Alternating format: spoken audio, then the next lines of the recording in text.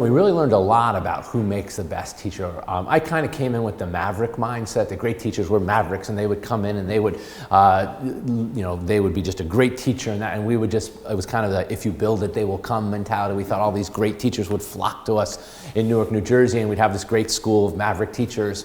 But what we quickly found was that, one, they didn't flock to us. And two, we found that great teachers are actually made, not born. And I think I was laboring a little bit under the delusion that great teachers were born. And we quickly discovered that great teachers are made. And so what we did is we had the good fortune of hiring two fantastic teachers in our second year, Julie Jackson and Michael Mann. And what we did was we saw their results, and Julie Jackson's results with our students were through the roof. The student achievement scores were unbelievable. And so we sat down and we began to study Julie. And we began to watch what she did, and we studied Mike and watched what their best practices were. And then we started to codify that so we could teach all the other staff. Here's how you're going to set up your lesson. Here's how you're going to do it. And we learned from these great teachers, and we found that through coaching and observation and feedback, we could help to build the great teachers that we needed for our school.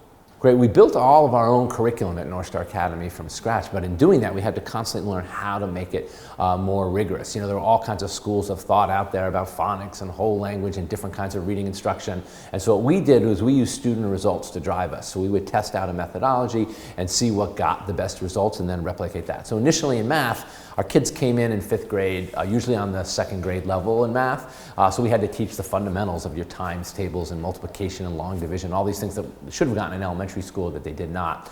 And so we spent a lot of time in the early years just building up those fundamentals. But what we found was, and this is what I found oftentimes in education, it's never an either or. It's never fundamentals or conceptual math. It's a both and. And so one of the things we discovered in math is we have to get those fundamentals up quickly, but we also have to build deep conceptual understanding of math, because that's where math has gone and is now with the Common Core. And so we discovered that over the years. With reading, we found that you have to both give kids independent reading books that are on their reading level, but also push them to grade level text so they can learn to deal with text that's on the grade level, even though they came in many years behind in fifth grade. We did both at the same time, a book on their level and a book that pushed them and stretched them to get closer to grade level in reading. So we discovered both of those. But our biggest lessons in curriculum came when we sent our first cohorts off to college. And we found that they were not as well prepared as we had thought they were. We had our state test results were through the roof, and we were one of the highest performing urban schools, but state tests were not enough to be truly college preparatory. And we discovered that when our kids got to college. And so we realized we had to raise the rigor back all the way down to fifth grade. And we had to do more in middle school to prepare them for a more rigorous high school that would be more aligned to the SATs and the APs and the advanced placements.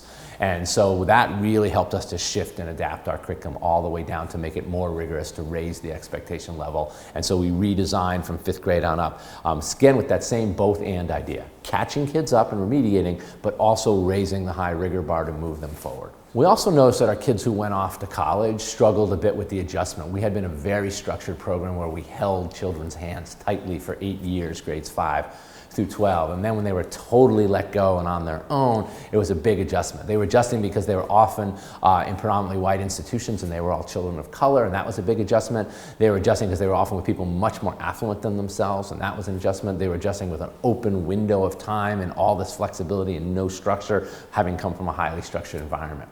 So what we found is we had to build a team of folks who would actually go out and support them in college, and we found in high school we had to actually prepare them for these elements. We had to build gradual release into independence so they could learn to manage their time and their program well. We had to teach them what college would be like, teach them how they're going to adjust to an environment that might be very culturally different from the one they're used to. And then we had a team who would go out and support and check in on them while they were in college to help that transition. And those things all have worked very well. Our kids are over 70% retention rate in college, and so the goal is to and through college. And normally for kids in our demographic, it's only about 17% will ever go through and finish college. In some places it's only 10%. So the fact that it's 70%, we feel like it's working pretty well. We want to make sure we get to that 100% mark. One of the geniuses of Paul Bambrick-Santoyo and Doug Lemov is that they have figured out, let's take what's best, codify it so it can be replicated. So the idea of growth came for us that it was not iteration, but it was replication, that we'd find out what the best practices were, and then we could build multiple schools. So North Star began that very first year in 1997 with 72 students. There are now over 4,000 students in 12 North Star campuses all across the city of Newark now. So what we found was once a best practice was established, and we did this slowly and carefully because we'd seen that growth coming too quickly could undermine, you could regress towards the mean. So we took all the best practices from best classroom instruction to structures for discipline to how you organize the finances and how you do all kinds of program elements throughout the school, codified those, then we could replicate another school that would model them. And our first replication was really strong. Michael Mann, that great teacher I mentioned earlier, replicated our first middle school, and he took it to even a 2.0 level. Having worked under me and seen my many mistakes, he was able to improve upon them as he replicated, and then we were able to take his model and replicate it again in multiple middle schools. And then the great Julie Jackson went off to create our elementary school, and she created an incredible model there. And she not only was able to replicate the North Star model, but she also was able to replicate herself and her teachers. She was able to train and develop teachers to internalize all the best practices that she did as a teacher, her high energy, her high engagement, her high rigorous standards. And so the first elementary was created, and then again it was very easy to replicate multiple elementaries because we had the model down and what it should look like. And so again, this whole idea of great teachers being made, not born, was integrated into the program, and teacher development and professional development and observation and feedback and training are so integral to the program so that these best practices can be replicated.